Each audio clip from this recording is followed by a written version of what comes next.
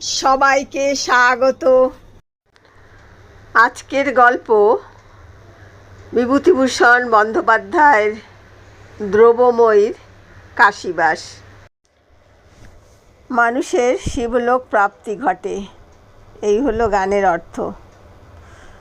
দ্রব্য ঠাকুরুনের মন অজ্ঞানে অনেক দূর চলে গেল।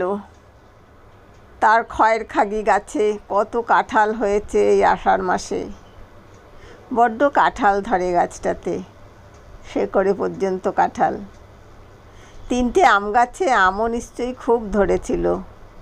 নাতিরা কি গিয়েছে আম খেতে? তাদের সেদিকে দৃষ্টি নেই, 12 ভূতে লুটে খাচ্ছে। রাত্রি নামলো। নীরজা বললে, চলুন দিদি। দ্রব্য ঠাকুরুন লক্ষ্য করেছেন সমস্ত সময় নীরজা ফোঁস ফোঁস করে কেঁদেছে আর কেবল বলেছে আহা হা হা। যদি এর সঙ্গ ছাড়তে পারতেন, কিন্তু তা হবার নয়, কানু শুনবে না। বাসায় এসে নীরজা দেখলেন তার সঙ্গিনীর মন বড় খারাপ, অন্যমনস্ক ভাব, বিশেষ কোনো কথা বলে না। কাশীখণ্ড শুনে আজ তাহলে খুব ভালো লেগেছে বোধহয়, পাষাণ বুঝি গলেছে। নীরজা বললেন, কি ভাবছেন দিদি? একটা কাঁঠাল গাছ দেশে, খয়ের খাগির কাঁঠাল, সে তুমি কখনো খাওনি, খেলে বুঝতে। আপনার এখনো মায়ের বন্ধন গেল না? আপনার তো 2টো একটা গাছ, আমার 3টে বড় বাগান, কলমের বোম্বাই, মালদার ফজলি, মায়ের ল্যাংড়া পর্যন্ত। আমি তো ফিরেও চাইনি ওসব দিকে। ছেলেরা কাঁদে, বলে এখন কি কাশীবাস করবার সময় হয়েছে তোমার? আমি বলি না, সংসারের মায়ায় আর না। গানে বলে, কে বা কার পর, কে কার আপন। এই মরেছে, এ দেখে আবার শুরু করেছে। কালসজ্জা পরে মহতা ঘরে, দেখে পরস্পরে আশার আশা স্বপন। তা আমি বলি, এতকাল তো সংসারের বন্ধনে ঘুরে আশার স্বপন অনেক দেখলুম, এইবার পরকালের কথা ভাবি। আর আমার এই যে গুরুদেব, উনি দেহধারী মুক্ত পুরুষ, ওর কৃপায়। নীরজা উদ্দেশ্যে প্রণাম করলেন। দ্রব্য ঠাকুরন মুখে বললেন, তা তো বটেই। চলুন দিদি, কাল বাবা বিশ্বনাথের মন্দিরে সেই মাইজির কাছে আপনাকে নিয়ে যাই। আপনার বয়স আমার চেয়ে বেশি, আপনার এখন উচিত গুরুমন্ত্রে দীক্ষা নিয়ে সব বন্ধন মুক্ত হয়ে এক মনে কাশীবাস করা। আমাদের আর কদিন দিদি, সমন্ত দৌড়ে দাঁড়িয়ে, সব রকম তো দেখলুম শুনলুম। দ্রব্য ঠাকুরুন মনে মনে বললেন, তোমার মুন্ডু করলুম। এ মাগির কথার আবার ধরন শোনো না।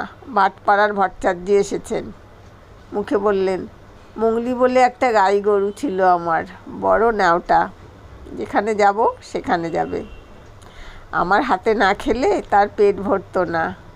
এই বেশ কচি কচি বাঁশপাতা এনে মুখে দিতাম, আর আবার ওই সব কথা আপনার মুখে। জড়ভরতের কথা জানেন তো? অত বড় জ্ঞানী, পূর্বজন্মের এক হরিণের মায়ায় তার সব গেল। ভগবানের চিন্তা করুন, ভগবানের চিন্তা করুন, সব মিথ্যে, সব মিথ্যে। দ্রব্য ঠাকুরুন কোনো কথা বললেন না। তার ওর কথা একেবারেই ভালো লাগে না। এই মেয়ে ছেলেটা যেন কি বলে, কি করে। এ এমন পাষাণ যে ছোট ছেলের বিয়েতে বাড়ি গেল না, মুখ দেখতে আছে। ছি! সারা রাত্রি স্বপ্নের ঘোরে দেখলেন তার গোপীনাথপুরের ভিটেতে চালাঘরের ছাঁচতলায় ম্লান মুখে, ছলছলে চোখে তার মুংলি দাঁড়িয়ে রয়েছেন। বউ তাকে যত্ন করছে না, বুড়ি হয়েছে মুংলি, তেমন দুধ তো আর দিতে পারে না। মূলকে তিনি তার মায়ের পেট থেকে টেনে বের করে এতকাল নিজের মেয়ের মতো পুষেছিলেন।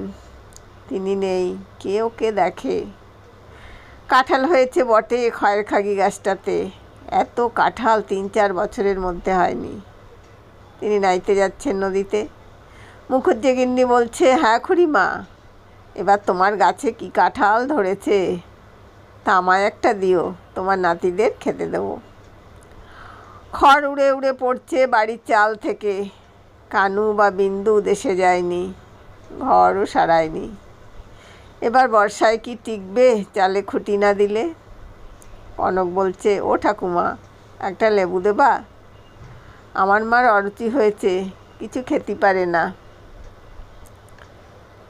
সকালে উঠে নীরজা নিজেই গঙ্গা স্নান করে এসে সপাক হবিষ্যান্ন চড়িয়েছেন এবং প্রতিদিনের অভ্যাস মতো ইষ্টমন্ত্র জপ শেষ করে গানবাদ্য সহকারে শিব পুজো করছেন। ধ্রুব ঠাকুরনের একটু বেলা হয়েছে আজ উঠতে, মনও খুব ভার। তার আপনার জন পড়ে রইল, তার মুংলি, তার খয়ের খাগি গাছটা, তার ডুমুর গাছ, আর তিনি কোথায়? আরও এই নীরজার জ্বালায়। নীরজার গানবাদ্য থামল। ধ্রুব ঠাকুরনকে বললেন, আজ বড় সুখবর পেলুম দিদি, গঙ্গা স্নানে গিয়ে গুপ্তিপাড়া সইয়ের সঙ্গে দেখা। সেও আমার মতো কাশিবাস করছে। বললে, গুরুদেব আসছেন সামনের সোমবারে। হরিদ্বার থেকে ফেরবার পথে আমার এখানে পায়ের ধুলো দিয়ে তবে যাবেন। সইও একই গুরুর কাছে মন্ত্র নিয়েছে। আজ বড় শুভ দিন আমার। গুরুর পাদপদ্ম আশ্রয় করেই বেঁচে আছি। এবার এলে আপনাকে দীক্ষা নিতেই হবে দিদি, আমি ছাড়ব না। গুরু দীক্ষা না হলে দেহ পবিত্র হয় না। ভবসাগর পার হতে হলে গুরুর চরণরূপ ভেলা চাই আগে, নইলে হাবুডুবু খেয়ে মরতে হবে যে দিদি। ধ্রুব ঠাকুরন বললেন, তা তো ঠিক, তা ঠিক। গুরুদেবের আগমনের পূর্বেই শনিবার সকালের গাড়িতে কানু এসে হাজির হলো। ধ্রুব ঠাকুরন নাতির কাছে কেঁদে পড়লেন, তুই আমায় গোপীনাথপুরে নিয়ে চল ভাই, আমার আর কাশিবাসে কাজ নেই। বাবা বিশ্বনাথ মাথায় থাকুন, ওর কাছে আর 2 মাস থাকলে আমি পাগল হয়ে যাব। ফলে সোমবার কাশীতে গুরুদেবের শুভাগমনের দিন দুপুরের ট্রেনে ধ্রুব ঠাকুরন দেশের স্টেশনে তার বোচকা তরঙ্গ নিয়ে নাতির সঙ্গে এসে নামলেন। ঠাকুরন শুনে ছুটে এলেন, ও দিদি, দিদি। হ্যাঁ বউ, আমার মুংলি ভালো আছে? ভালো নেই দিদি, ওঠে না, খায় না। তোমার যাওয়ার পর থেকেই গোয়ালে শুয়েই থাকে। সে আমার মন বলেছে ভাই, তুমি কি বলবে? তাকে রাত্রিরে স্বপ্ন দেখেই তো আর টিকতে পারলাম না, চলে এলাম। কানুকে বললাম, নিয়ে চল ভাই গোপীনাথপুর, মাথায় থাকুন বাবা বিশ্বনাথ। মুংলি কোথায়? ওকে কচি বাঁশপাতা খাওয়াবো নিজের হাতে, স্বপ্ন দেখেছি। একটু পরে ঠাকুরন দড়া ধরে মুংলিকে নিয়ে এলেন। সত্যি তার সে চেহারা নেই। সব কাজ ফেলে ধ্রুব ছুটে গিয়ে তার গায়ে মুখে হাত বুলিয়ে আদর করতে লাগলেন। মুংলির চোখে জল পড়ে, তারও চোখে জল পড়ে। ঠাকুরন বললেন, 8 জন্মেও তোমার মেয়ে ছিল দিদি। 8 জন্মের মায়ার বাঁধন রক্ষে কর বউ। তুমিও বড় বড় কথা বলতে শুরু করলে নাকি, সেই নীরজার মতো? মুংলি এ জন্মেই আমার মেয়ে। 8 জন্মটম্ম ছেড়ে দাও।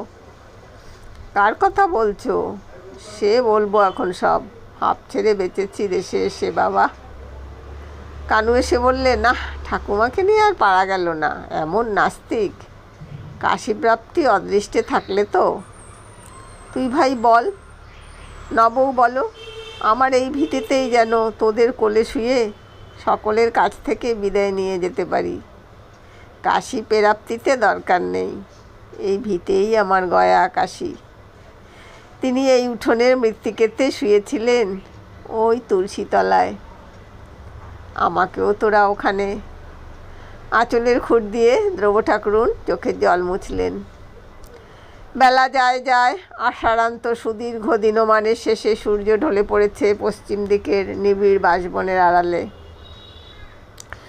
ঘ্যাটকল ফুল কোথাও জঙ্গলে ফুটেছে, বাতাসে তার কটু উগ্র গন্ধ। ধ্রুব ঠাকুরনের মন শান্তিতে, আনন্দে, উৎসাহে পূর্ণ হয়ে গেল। 11 বছরের নববধূ এই বাড়ির উঠোনে পা দিয়েছিলেন। এখন তার বয়স 3-26। কনক হাসি মুখে এসে দাঁড়িয়ে বললে, ঠাকুমা ভালো আছেন? এছেন শুনে ছুটে দেখতে এলুম, আমার কথা মনে ছিল?